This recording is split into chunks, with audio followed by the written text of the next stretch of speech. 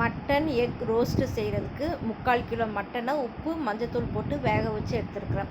ஒரு வடைச்சட்டியில் 1 spoon வரமல்லி, 1 spoon சோம்பு, 2 spoon மிளகு, 1 டீஸ்பூன் ஜீரகம், 1 வரமிளகா, 1 பட்டை, 1 கிராம்பு, கொஞ்சம் கருவேப்பிலை சேர்த்து ட்ரை ரோஸ்ட் பண்ணி அதை மிக்ஸி ஜாரில் சேர்த்து பவுடர் பண்ணிட்டு வந்துடலாம்.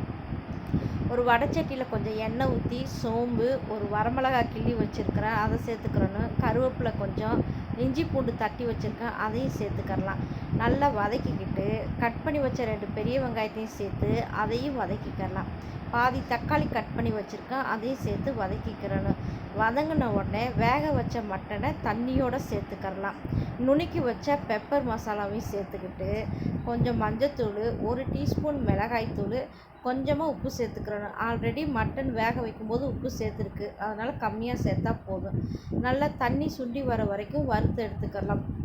பாதி மட்டனை எடுத்து வச்சுட்டு மீதி மட்டனை ஓரமாக ஒதுக்கி வச்சு 2 முட்டையை உடச்சி ஊற்றி முட்டைக்கு தேவையான உப்பு, பெப்பர் சேர்த்து அதையும் நல்லா வறுத்து எடுத்துக்கிறலாம். முட்டை நல்லா வெந்ததுக்கப்புறம் மட்டனையும் முட்டையும் சேர்த்து நல்லா ட்ரை ரோஸ்ட் பண்ணிக்கிறலாம். மட்டன் எக் ரோஸ்ட்டு ரெடி ஆயிடுச்சு. இந்த ரோஸ்ட்டுக்கு பெப்பர் கொஞ்சம் தூக்கலாக இருந்தால் டேஸ்ட்டாக இருக்கும்.